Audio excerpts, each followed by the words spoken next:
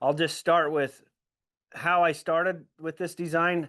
I wanted somewhat of a kidney bean shape skirt, and then kind of a shorter skirt. I wanted to be able to use this for the rides on the mountain, make it a little bit lighter. And so I decided to do an inskirt, which I really like these inskirts that we do at Burns. And when I build a saddle, I usually try to change things as I go, but it's funny how after all these years, kind of almost end up with the same sort of look. So you're going to get a little bit of that out of me. But um, when I talk about lines, I'm talking about this line and this line going together. And if we talk about this in the class, when this bottom skirt has to start climbing down, going downhill to make this rigging work at my 7.5 inches off the bottom of the bar to the bottom of the D. And with this kidney bean skirt, I like a good transition, but as it starts coming off, or I like a good even line, but as it starts coming off of the skirt, it does start climbing higher than the skirt is going down. So, but if you can do that nice and evenly, and it's just a nice smooth transition like this is here. And on video, it looks a little kind of tight, but I've got a good inch here from the back of the skirt to my jockey, and that's just a preference. Uh, and one of the things I wanted to point out, I was telling Greg before we got going here. It was funny because I patterned this saddle on cardboard, and then we cut out the parts in large parts, and then we put everything together and kind of went back to the basics like we did on cardboard as we was putting this together. And man, I thought I had it until I seen it on the screen about a half an hour ago. And I found a problem, and I love it because now I can share that with you guys. And the problem I'm seeing is from here to this corner is exactly where I want it to be as I put that across, okay? So it lines up with the jockey. But see what happened is you see this bubble coming down below the ruler? That threw that whole line off. So the front jockey and the back jockey are not balanced. The good news is I can peel this up and trim that out and make that match again. So I'm good there. But that's the stuff, that's kind of the stuff that really matters when you're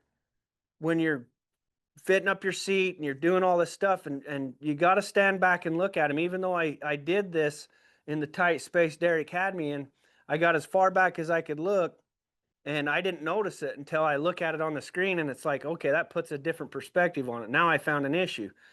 So again, we got to fix it. Another balance thing that I like to look at is the balance in my ground seat. I like to have the rider more centered in the saddle.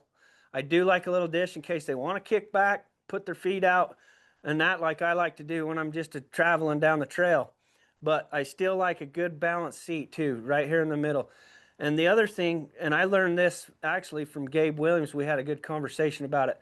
If you follow this line going up, and as it comes through the swell like this, if you're following this line, I'm trying to do it here, but my skirt lines up with my handhole, if you will. Can you guys see that?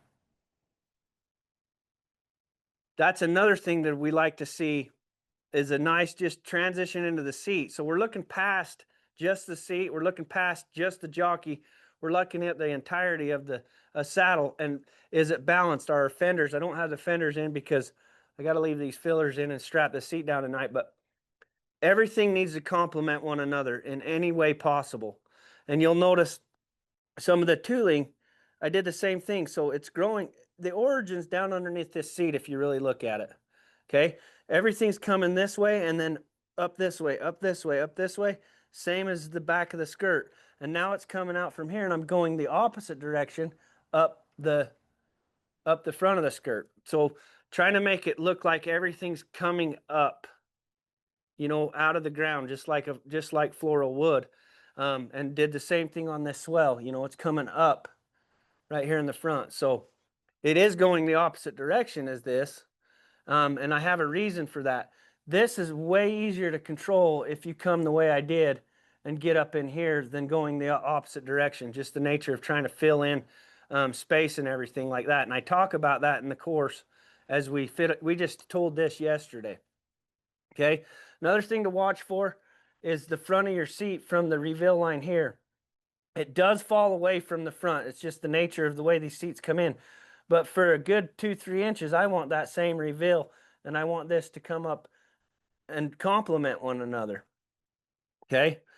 I've been told, and I've been trying to figure out what the best way to explain this is, but I've been told that this is important too, and sometimes the way the cantle is shaped down can throw off the balance of the saddle.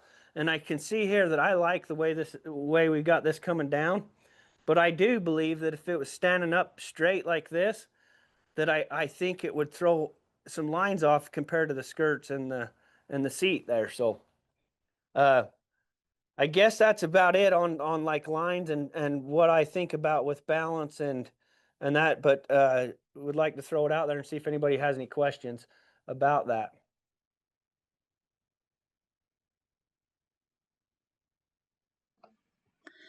I don't really have a question, but I know, because I'm not a saddle maker, but I do talk to many saddle makers, and I would say, there might be like a couple of ways to look at lines and balance, maybe in particular, because I know sometimes, like, I love what you just talked about, because I think that's maybe the thing that most people don't really think about is the balance and lines and design, and how the pieces and parts are all very intentionally fit together so that they create nice flow and lines.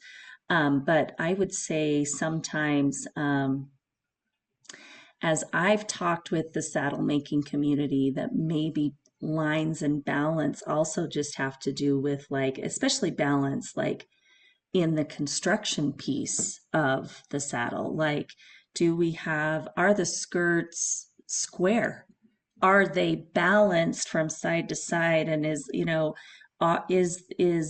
are the ears on the seat and, matching? Like, are they symmetrical and balanced front to back, side to side? Does your seat have a lump? Is it flat, and does it balance as well? So I'm curious, Matt, what you'd have to say about that type of balance as well. Yeah, for sure. That's very good points. Because you do have a left and a right, and there's a lot of the saddle you can see from the top view. And if say one ear is lower than the other, that's that's a that's going to be a balance issue, right? By the eye. Does it affect the way it feels? Probably not. But for me, that's one of my pet peeves. I'll look and see if them are the same across, level across from one another. I measure from here to here to make sure it's the same on the other side.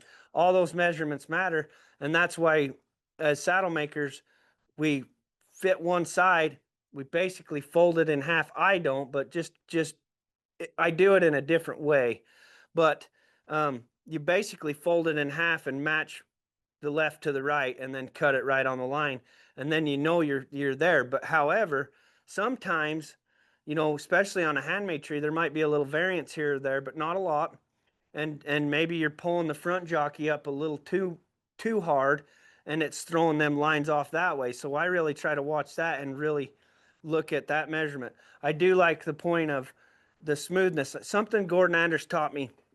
You guys, if you don't know Gordon Anders, he's got about 25 years on me. He's an excellent saddle maker, and he's really, really, really attention to detail.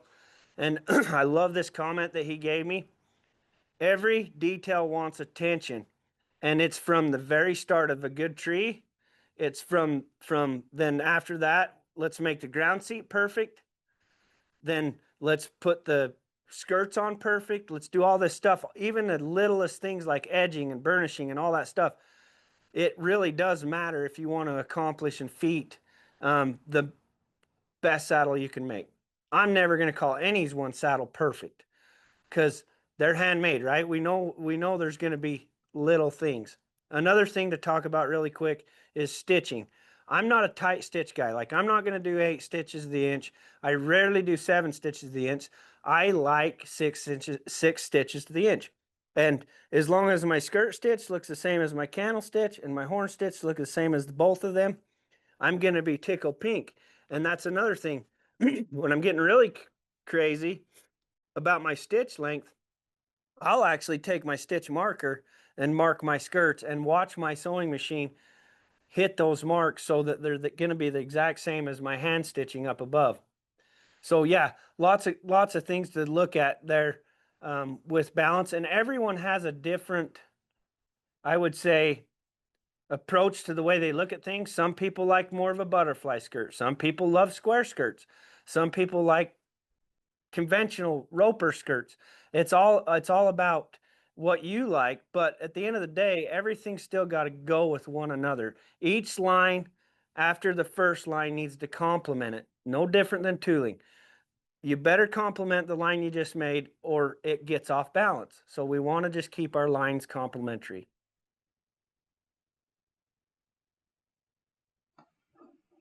Thanks, Matt. That was great.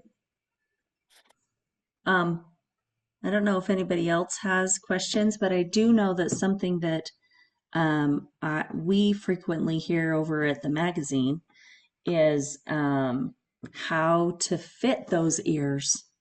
How do you get that just right? I know that that has been something that I've heard often when speaking with saddle makers. I don't know. Like I said, I am not a saddle maker. I don't know if that's a tricky part of the process or if there's a if it's just a time thing, it just takes time to get good at that, or if there's some trick that you have that can help people kind of uh, get get over that frustration when fitting the ears. I've talked, excuse me, I've talked about that in every lesson on these saddle courses. It was one of the hardest things that I learned to do. But then I figured out what mistake I was making. And I think a lot of people make this mistake.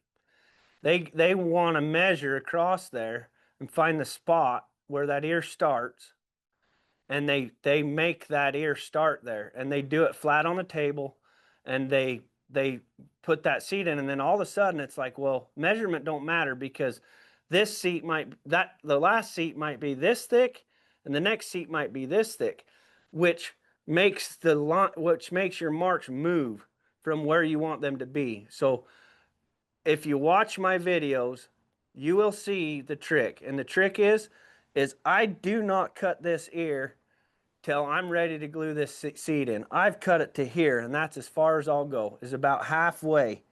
And this allows me to put this where I want it when it's time to glue back to the cantle. And I will never do it any different.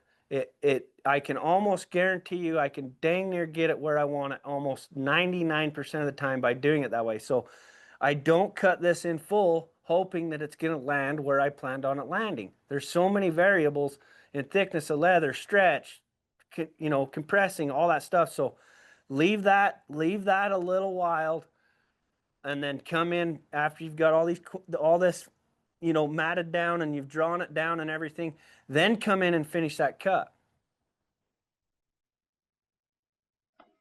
It's great advice. Matt, this is Greg.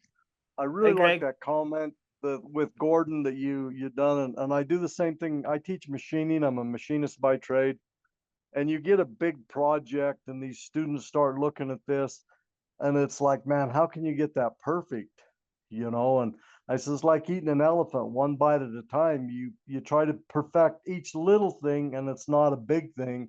And then when you start assembling all the little things that are perfect, add into a perfect big thing, or as close to perfect as we can be. Instead of trying to make the whole saddle perfect, you make the ground seat perfect, and then each portion, and you move on. You forget about it and move to that next state. And you and Gordon hit that nail right on the head with a perfect explanation. Just keep it small and make the little parts as perfect as you can, and the whole thing will end up really well. Great analogy there. And I got to be the first to admit, when I started, probably the first 8 years of my career, I was the worst at it because I wanted to get it done in a hurry. B, I would get halfway through and like just speed up through things and then wonder why I didn't get it there. And actually, Gordon says this too. Sometimes you got to slow down to speed up. And when I Yeah. started doing that and really paying attention to those details and those fine things, it really didn't take me much longer. And I got to where that's just what you do. Yeah. And a lot of makers, I think, are just like that. And these are big projects. Everybody knows that, until you get 50 or 100 under your belt, they can be an 80 to 150 hour deal to make these things. And you get into hour 100, you're like, holy crap, I just want to finish this thing. And we start forgetting the reason why we started it to begin with. So that was a good point, Greg. Yeah. I always said fast is slow and slow is fast. Yep. Anyone else got any questions, comments? I saw Sierra was on here and Zach.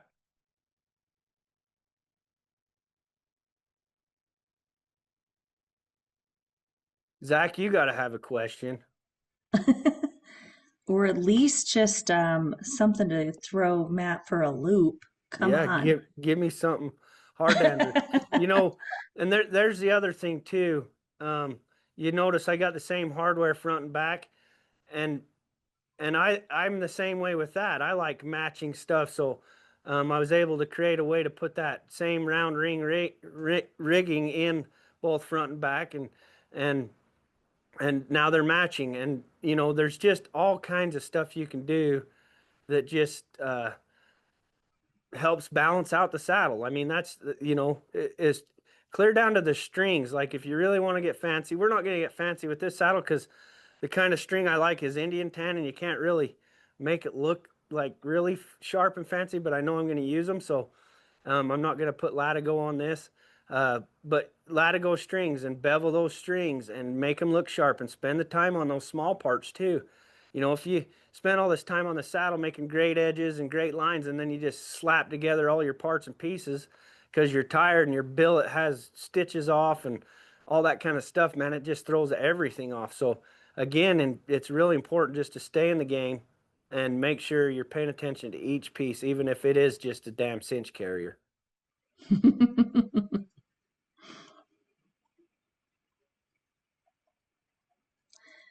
I like it. Well, so Matt, just because I know you've taught a lot of people how to make saddles, obviously via video, but also just in the shop. I don't even know. I don't even know. Tens, probably upwards. You're probably reaching nearly 100 people. I don't know, and that might be more. The I guess I could say it this way. The first little while, we're probably in the 2030s. And then, of course, we got Trevor in there, and Trevor was a natural. And then he started helping the shop. And then as people in our shop started getting better, I was always pushing for him. Hey, there's no better lesson than teaching someone else, I should say. And that's what I got out of it. I got a lot. I mean, you start figuring out your own mistakes as you're trying to explain the what and the why and what you're doing and your intentions, and it really helps you learn even more as you're teaching. And I've been fortunate to have a great team that just help each other. But you're exactly right. Like the teaching part of it is so important, and I think it goes a long ways. We're past those days where we're going to put a tarp over stuff. I mean, an artisan's really going to have their own look, their own way, all that kind of stuff, and that's great, and that's what we want. And that's what I like about these courses. When I do these, it's not, you're welcome to use the patterns we created, but it's more about just giving you my patterns. I want you to understand how to create your own flow, your own look, your own this and that. And that's what I try to do in these courses is teach you how to look back and design this saddle.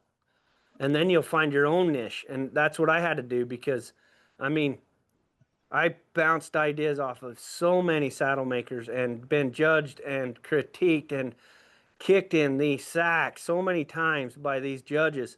And yeah, sometimes I came home feeling defeated, but after realizing that, hey, where the reason I went was to learn, then I took something from it. And then I started just going, yep, okay, I'll apply that. If I didn't like what the guy said, then I don't apply that. So I made it my own. I do things a little different than some and maybe the same as some. So that yeah, I think teaching is an important thing, and I think to keep our industry going in the correct direction, it's important to share our knowledge. And and I had a guy ask me one time, I think I shared this on a podcast, you know, he called me up and he says, "Do you think I'm ready to start doing some courses on a knife sheath?" And I said, "Well, what does a knife sheath look like?" And he says, "Well, I really like it." Sent me a picture. Says, "Yeah, that looks good. Why would you be embarrassed about teaching?" "Well, I've only been doing this for a year." "Well, is the knife sheath perfect? Do you know how to put it together? Do you know how to design it?" "Well, yeah." And I said, "Then why can't you teach it?" So you're never too young to teach and you're never too old to learn. Good. Yeah. I know, I wonder, you know, as a teacher, and because you've taught people that have had absolutely no experience in leatherwork whatsoever, and you've also had the opportunity to teach some that have experience. And I guess is there a commonality that you have found with those beginner crafters and those maybe seasoned or somewhat experienced crafters? Is there something that you've found that most everybody has to overcome, as they learn and grow in this traditional art, I guess? Um, if I had to say one word to sum it up, then that's insecurities. That is one commonality. I don't give a dang who you talk to. There's some insecurity somewhere in every one of us artisans, and it could be totally different insecurity to the next, but it's insecurity, and uh, that's a little bit. You know, it kind of makes you scared, and you're insecure about this, and you're insecure about showing your work or getting critiqued. That is one thing that I can say is across the board. The next thing, when you're talking about someone that's built 15, 20 saddles versus the first one, a lot of times you see the same trouble with the ears and the same trouble down here on this corner and your cantle binding stitching and how to fit up that cantle binding and stuff. Man, it's a struggle. It really is, and it was for me for a long time. And then uh, I figured out a way to do it that I just do it every time, and now I can do it in my sleep. And I love sharing that because I don't want people to take as long as it did me to get figured out. It probably took me 12 years, you know. So I love sharing that stuff once I figure it out. It's like, hey, man, I'm going to make your life easier. I'm going to turn your binding from a 4 hour cantle binding to a 2 hour cantle binding, or from some guys may do it in 2 hours, and maybe I can help them get it down to an hour and things like that. So yeah, good question. Insecurity would be the number one thing I think a lot of craftsmen have, no matter what stage they're in. I've seen it in some of the best. I had Matt, I had a guy I was talking with, and I'm not artistic at all. I'm the first to say I'm not artistic. And he looked right at me and he goes, "Yeah, but you're a craftsman." He goes, "And a craftsman can build anything, can't you?" I go, "Well, yeah." He goes, "So if you're a craftsman, you don't need to be artistic. You start doing and do your craft, and then you become artistic, and just stick with the craftsmanship." And my dad was a machinist. That's this whole thing's in my blood, so we're used to work tight tolerances, and this leather is not too forgiving on us guys that want something within less than a hair of your head, and then we screw it up and get all upset. And I've had to learn, be a craftsman, make it work, and just keep getting better and better. And that's the biggest thing for me is just be a craftsman, and the rest of it takes its place. It really does. And that reminds me, Greg, of one thing that kind of I think slowed me down, and I'll explain what I explained to newcomers coming in. You know, one thing that slowed me down is I wanted to be a saddle maker and a great tooler. And starting out fresh with no knowledge at all, and trying to do both at the same time would probably have taken a lot less time had I just went, all right, I'm going to choose one and I'm going to get this done. And I want to be a saddle maker, so I'm going to focus on the saddle, and I'm going to always go back to the basics of the saddle. I'm going to get good at that, and maybe dabble in the tooling here and there on the side, on other projects or whatever. But it took me a lot of time to tool a jockey or tool a full seat or whatever. And I would suggest just decide what you want to be. Don't take away the tooling, but maybe if you really want to be a saddle maker, maybe focus on perfecting the saddle and then bring the tooling in later. That would be another suggestion. But yeah, good stuff, Greg. Thanks for sharing.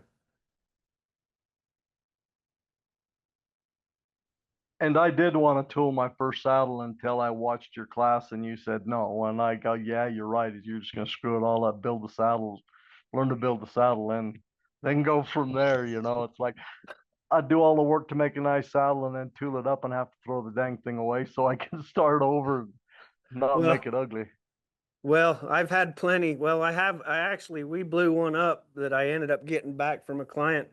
We went out to a dynamite range, and I set the saddle on top of this washer, and then inside the washer is where we put the dynamite, and then we walked away about 400 yards, shot into it, blew it to pieces. So everybody's been there.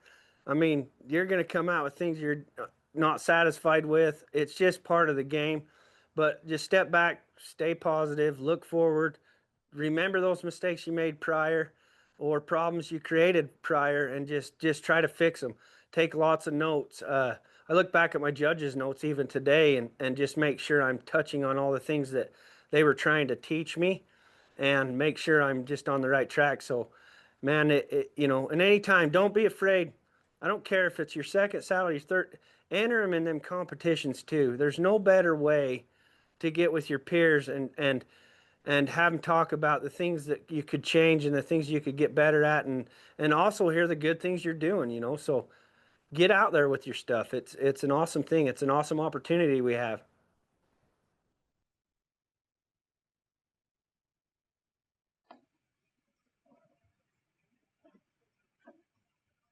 I know we have a saddle winner on here. Hi, Carol. It's good to have you on. Hi. I guess I can video me. I look pretty funny. Let me see here. How the hell do I get oh, there's video. There I am. Yeah. Here you There you are. are. My Oh, kitchen. I'm actually working. I haven't done a beaded headstall in some years, and I'm finishing an order that's 2 years old right now. Very bad. Very bad. You know, oh, I bet you've all been there as well. Yeah. As well. Well, I don't know if the rest of you know Carol, but she's also an incredible saddle maker. Zach as well. Um, but I guess maybe Carol, to add to this conversation, would you have any tips or tricks or advice for all of our participants on, um, you know, jumping into this beast we call saddle making?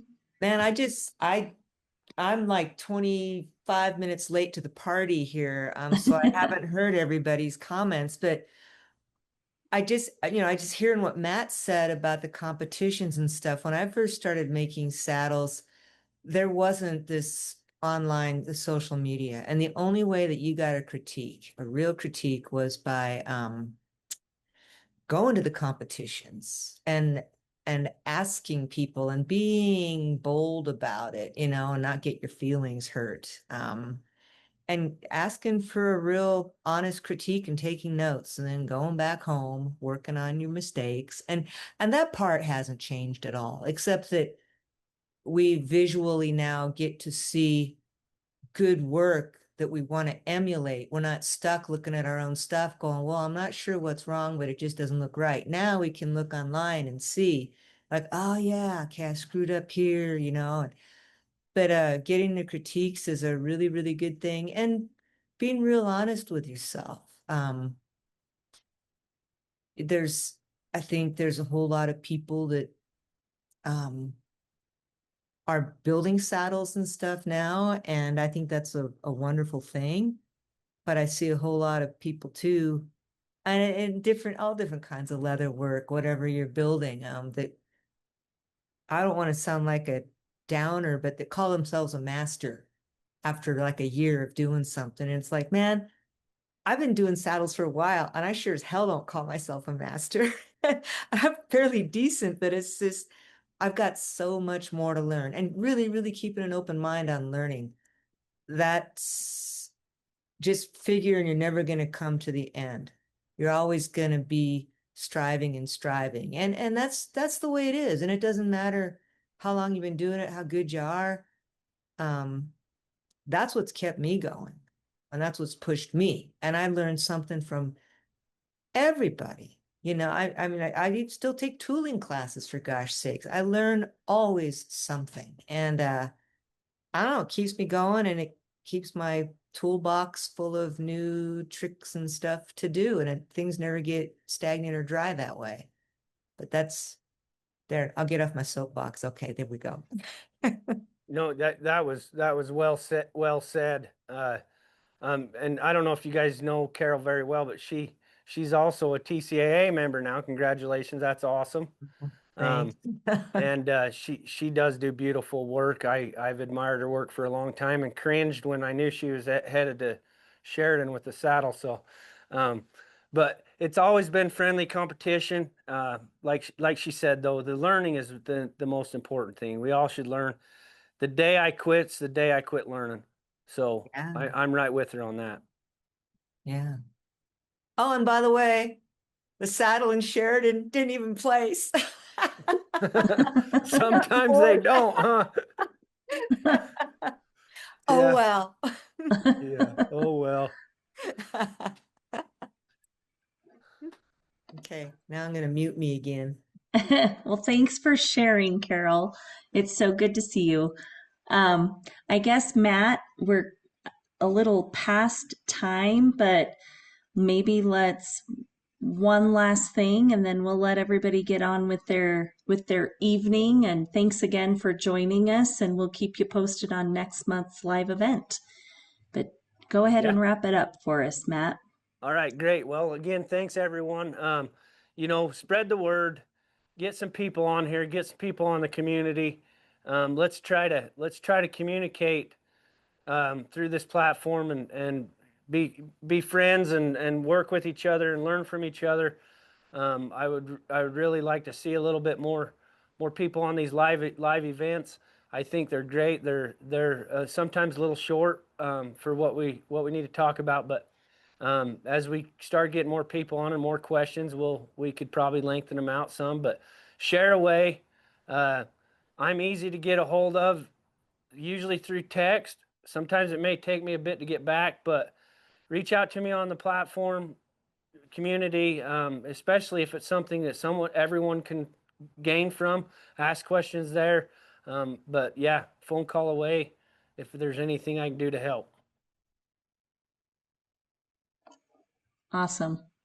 Thanks, Matt. Thanks, Matt. Thanks, everyone. Thanks, everyone. Have a good night.